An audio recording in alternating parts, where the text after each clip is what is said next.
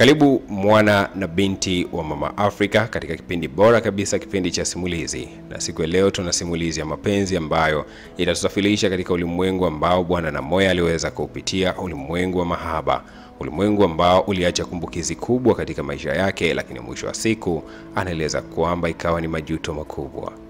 Simulizi inaitwa Namoya. Ni simulizi ya kweli kabisa inayohusu maisha ya kijana Namoya kutokea huko jijini Mbeya. Hapa anatusimulia kwa ufupi juu ya yale yote yaliyoweza kumtokea katika maisha yake. Karibu. Naitwa Namoya. Nimezaliwa ndani ya jiji la Mbeya, nimekuwa huko.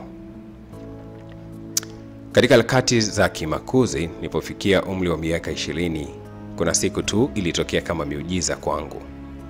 Nilitoka nyumbani nikiwa naelekea katika shughuli zangu za kuhangaika hapa na pale. Ghafla nikapita kando ya kanisa moja la Kisabato. Ilikuwa ni siku ya Jumamosi. Ilikuwa si mbali sana na nyumbani nilipokuwa nikiishi, lakini ni kaumbali fulani hivi, kama vituo viwili vya daladala. Haikuwa lengo langu kulitazama kanisa hilo, lakini baada ya kulitazama niliweza kushuhudia jambo la ajabu sana. Niliweza kumshuhudia binti moja mzuri mithili ya malaika. Binti huyo alikuwa ni mweupe kiasi, lakini pia alikuwa na nywele fupi, vitu ambavyo ni udhaifu wangu mkubwa. Nilimtazama juu mpaka chini nisiweze kumaliza, lakini binti huyo alikuwa busy tu na kile kilichomtoa pale nje ya kanisa, kisha baada ya hapo akawa amerejea ndani ya kanisa.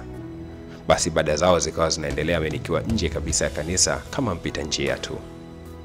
Nikawaza nisimalize, binti kama huyu mzuri na mlembo kiasi hiki, ni wapi pengine nitaweza kumuona.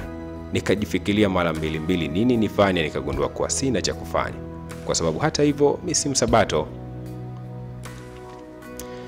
Kutoka hapo nilipoondoka katika maeneo haya ya kanisa, picha ya yule binti ikawa inajirudia, na kila wakati nikifikiria uzuri wake nikawaza na kusema kwamba binti kama huyu nitamuona wapi. Ikawa ni ngumu sana kujua ni wapi na lini nitakuja kuonana naye. Basi bwana, nikajivuta mpaka nyumbani, lakini jambo lisiloweza kuaminika ni kuwa bado niliendelea kukumbuka binti yule na kumuwaza kila wakati, na nisielewe kwa nini binti huyu aliniingia ghafla katika ufahamu wangu. Jambo hili likadumu kwa muda mrefu. Ndani ya kipindi cha mwezi mzima bado aliendelea kubaki katika akili yangu akinisumbua. Nikasema iko siku nitakuja kutana naye kama ni mapenzi ya Mungu. Lakini siku moja ni kama ndoto hivi. Nilipigiwa simu na anko wangu akiniambia kwamba harusi yetu inakaribia. Kwa maana ya kwamba anko wangu alikuwa anaoa. Sasa alikuwa ananikumbusha tu kwamba anastahili kwenda katika harusi ambayo si yeye kuchukua mke. Familia nzima ilikuwa inafahamu jambo hili, lakini mimi nilitumwa kama mwakilishi kwa sababu wazazi wangu walikuwa wako mbali kidogo. Ndio anko, siku ya harusi ni ipi? Akasema kwa ni siku ya Ijumaa. Itafanikia wapi? Akaeleza kwamba kwa sababu ya ufinyu wa budget, harusi nzima itafanikia kanisani. Baada ya hapo tutarejea nyumbani. Kiufupi tu jambo jema ni kwamba ni muoe katika kumwalalisha katika namna ya kimungu zaidi. Basi sawa anko. Tukawa tumishia hapo. Sasa kitu cha kustajabisha ni kwamba anko wangu alikuwa kisali katika kanisa lile, japokuwa sikuwa nikijua. Sasa hiyo siku ya harusi imefika, akanipa namba ya simu ya mtu. Akaniambia bana, mtu huyo utawasiliana naye na atakuongoza moja kwa moja mpaka kanisani. Utakapofika kanisani, basi hapo ndipo nitakapokuwepo na taratibu zote zitakwenda kufuata. Nikamwambia sawa. Nikachukua ile namba ya simu, nikavaa kawaida tu, lakini katika namna ambayo naweza nikaingia ndani ya kanisa. Nikumbuka kwamba moja kati ya dini ambayo pia naiheshimu sana kutokana na misimamo yake na vitu kama hivyo, basi miongoni mwa hizo dini ni dini ya Kisabato. Basi nikanyosha moja kwa moja mpaka pale kanisani. Kilichonishangaza ni yale maelekezo nilikuwa nikipewa na yule muhusika, akiniambia kunja kushoto, kunja kulia, na mwisho wa siku nikajikuta katika kanisa lile ambalo yule binti niliweza kumtazama mrembo aliweza kuteka ufahamu wangu kwa kipindi cha mwezi mzima, ndilo alikuwa kisali. Ghafla tu nikajikuta nikitabasamu. Mimi ndani ya kanisa hili tena kwenye pasipo kujua hata kupangilia. Hakika kuna mpango wa Mungu kwa mimi tena kufika katika kanisa hili. Wow. Nikafurahi sana. Baada ya muda kidogo akaja kunipokea wenyeji wa lile kanisa na kuniingiza kanisani pale. Akaniambia karibu sana, maharusi wetu anaelekea kufika sio muda mrefu. Wakati unasubiri ungependa kinywaji gani? Basi nikaeleza tu kwamba ningependa soda aina fulani hivi. Wakanipatia ile soda, nikaendelea kusubiri huku nikiendelea kufuatilia taratibu nyingine pale za maandalizi ya harusi, ikiwa ni pamoja na washereheshaji na baadhi ya visomo tofauti vilivyokuwa vikisomwa pale kwa ajili ya mafundisho ya ndoa kwa wale ambao walikuwa ndani ya kanisa. Tukaendelea kusubiri pale, lakini wakati wote huo nilikuwa nikipepesa macho yangu kushoto na kulia ili niweze kumtazama binti yule mrembo aliyekuwa amenipokea siku ile. Ina maana binti huyu hajaja, kwa sababu sikuweza kumuona kuanzia mwanzo wa kanisa mpaka mwisho. Nikahisi labda huenda amevaa katika namna itakayoweza kunichanganya, lakini kwa uzuri ule wa kipekee, lazima binti huyu uzuri huu yuko peke yake, hakuna kufanana naye. Basi bana, niliangaza huku na kule, na ghafla mudi yangu ya kuendelea kubaki kanisani ikawa imeniishia. Hata uzuri wa harusi nao ukapotea, kwa sababu sikuwa nimemwona yule ambaye nilikuwa nikimtarajia ndani ya ile kanisa. Alikuja mchungaji na kueleza kwamba angeomba watu waliokuwa katika maandalizi ya mapokezi, lakini pia kitengo cha mapishi na mashemas waingie ndani ya kanisa ili utaratibu wa ibada uweze kuanza, kwani sio muda mrefu maharusi watakwenda kuingia mahali pale na zoezi zima la kufungisha ndoa litaendelea. Niliamka kinyonge sana, nikijua kabisa kuwa siwezi kumuona yule mrembo wangu, mrembo ambaye ndani ya siku kadhaa tu aliweza kutikisa moyo wangu, na sasa ni mwezi mzima hajatoka katika ufahamu wangu, japo alipungua kiasi. Hasa wakati wanaingia wale mashemas, niliona ni kama malaika fulani hivi aliyekuwa kichomoza kutoka katika mlango wa nyuma wa kanisa. Alikuwa ni binti mrembo sana, binti ambaye aliweza kuteka moyo wangu kwa siku ya kwanza tu. Akaingia kanisani kwa madoido sana. Kumbe alikuwa katika timu ya wanakwaya wa kuisindikiza harusi, na hao walikuwa katika chumba cha siri kidogo wakifanya mazoezi ili wasije wakaaibisha kanisa. Lengo ni kufanya katika ubora wao. Alikuwa ameongozana na wenzake kama 5 hivi, yeye akiwa wa 6 na huku akiwa amevalia sare. Nilimtazama mara mbili nisiweze kumaliza. Niliapa kwa binti huyu kama ameolewa, hakika ndaingilia ndoa ya mtu. Sijui nilipenda vipi, lakini najaribu kukumbuka kwamba nilimpenda binti huyu. Nilifanikiwa bana kumuona binti na akafika mbele kabisa pale kanisani, na mchungaji akawakaribisha kwa kwanza kuimba wimbo wa kwanza kwa ajili ya kuwakaribisha wageni, lakini pia na kukaribisha uwepo wa Mungu pale kanisani ili shughuli nzima ya kufungisha ndoa iweze kuanza. Tulianza kwa kuimba nyimbo tofauti, japokuwa nilikuwa nikizuga tu kwa kutikisa midomo yangu, kwani hakuna wimbo wote nilikuwa nikiujua kutoka katika kanisa lile. Binti aliyekuwa akihurumisha sauti yake mithili ya kinanda alizidi kuteka moyo wangu, kwani si uzuri wa sura tu, bali hata uzuri wa sauti yake ulikuwa unanikosha kinoma. Nikasema, Mungu, hivi kuna watu kumbe umewaumba kwa 100% na umewapa vyote.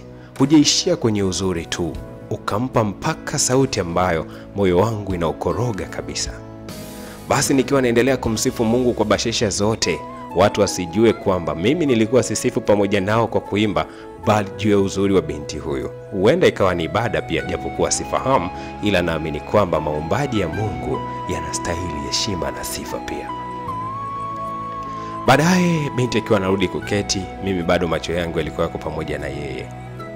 Wakaitwa maharusi, wakawa wamefika wakati huo. Nakumbuka bibi harusi aliingilia mlango wa nyuma wa kanisa, lakini bwana harusi aliingilia mlango wa mbele. Wakaja kukutanishwa katikati, huku akisindikizwa na taratibu na ile bendi ya kanisa ambayo ilikuwa ikiongozwa vyema na huyu bibie. Bana, mambo yalinoga zaidi. Yaani harusi kutoka mwanzo mpaka mwisho ilikuwa ni tamu mpaka yani sielewi hata niseme vipi. Nilishindwa hata kuvumilia, wakati mwingine nikajikuta nasimama natamani kucheza, kumbe watu wa kanisa hili hawana utaratibu wa kucheza, ni kanisa la Kisabato. Lakini hakuna aliyekuwa akijua kwamba kwa nini nilikuwa na furaha kiasi hicho siku ya anko wangu kuoa. Kumbe furaha yangu ilikuwa ni nyingine tofauti kabisa na hiyo harusi ya anko wangu. Yaani nilikuwa nimetabasamu na kufurahi kana kwamba nimekwisha kumpata binti huyu, kumbe hata herufi moja ya kuanza michakato nilikuwa bado sijaianza. Haya bana, tukatoka pale kanisani. Tukasogea nje kidogo ambako kulikuwa na jukwaa ambalo lilikuwa limeandaliwa kwa ajili ya maharusi na watu wa familia kuweza kutoa zawadi, lakini pia na utambulisho. Mwanamke kwa upande wake familia yake ilikuwa imekaa kushoto, lakini mwanaume familia yake, ambapo ni sisi pamoja na ndugu wengine tulikuwa tumekaa upande wa kulia. Sasa akasimama mwanaume na kuanza kutambulisha familia yake, lakini pia akaniita mimi kama Namoya, akiniambia kwamba ana neno la kuniambia, lakini pia na mimi nitakuwa na neno la kuzungumza kwa umati. Kwa akaniita kama mwakilishi wa familia ambayo imehusika katika malezi yake kwa hatua fulani ama kwa kiasi fulani, kwa maana babangu na mamangu ndio walihusika katika kumlea kipindi ambacho yeye alimpoteza mama yake mzazi, kwa alikuja kuishi kwetu kipindi fulani hivi. Kwa alikuwa anamshukuru sana na akaishukuru sana familia yetu, lakini mimi kama mwakilishi akaomba pia niwe na neno dogo la kuweza kuzungumza kwa niaba ya familia ambayo iliwahi kuhusika na malezi yake kwa kiasi fulani. Basi nikapita mbele, lakini kila nikijitazama kutoka unyayo mpaka utosi, niliona kabisa sistahili kusimama mbele ya watu ama kustahili kusimama mbele ya kanisa lile, tena mbele ya mrembo ambaye nilitokea kuvutiwa naye sana, bibie. Nikasogea mbele na kuanza kushukuru, nikisema kwamba ninashukuru familia iliweza kuniamini, kunituma kuwakilisha, lakini pia ninamshukuru anko wangu, lakini pia ninamshukuru Mungu kwa kumuunganisha anko na shangazi mpya katika familia yetu. Ninachoahidi ni kwamba ni upendo na ushirikiano wa dhati katika kila jambo ambalo litakuwa likitokea, lakini kubwa zaidi ni kwamba Mungu aijaze familia yake na kuiongeza zaidi na zaidi. Tuko tayari kwa yote na niwakaribishe wote ndani ya familia yetu, ikiwemo ndugu pia. Basi watoto wakanishangilia kwa maneno machache sana, kisha nikawa nimerudi kukaa. Wakati huo narudi kukaa, nilipita jirani sana na binti huyu ambaye hata jina lake nilikuwa simfahamu, lakini naye alikuwa akipiga makofi huku akitabasamu juu ya namna ambavyo nimewasilisha hotuba ile. Kwa mawazo yangu eti nilihisi kana kwamba alikuwa akinishangilia mimi na kutabasamu namna ambavyo nimeweza kuwasilisha hotuba ile. Kumbe binti huyu alikuwa akishangilia kawaida tu sawa na wengine ambavyo walikuwa wakishangilia shughuli ile. Alikuwa akinishangilia mimi. Ndivyo ambavyo nilikuwa najisemea ndani ya mtima wangu, nisijue kuwa shangilio lile lilikuwa la watu wote. Baada ya pale nikiwa nimeketi siti za nyuma huku nina ujasiri wote kana kwamba binti huyu siku ya leo hachomoi, lazima nitakutana ni kuongea na haye. Akapanda bibi harusi na kuitambulisha familia yake. Basi mwisho wa siku hayawi akawa palianza na mwisho pana mwisho. Basi ikatangazwa mwisho wa ile sherehe nzima. Maharusi wakapanda gari, familia tofauti zikawa zinapanda gari na kurejea majumbani. Basi huwezi kuamini, katika macho yangu nilimshuhudia yule bibie akiwa anakatisha njia kuelekea upande fulani hivi. Sikujua hata nimfuate ama nimuache, na kama nikimfuata ndaongea naye jambo lipi.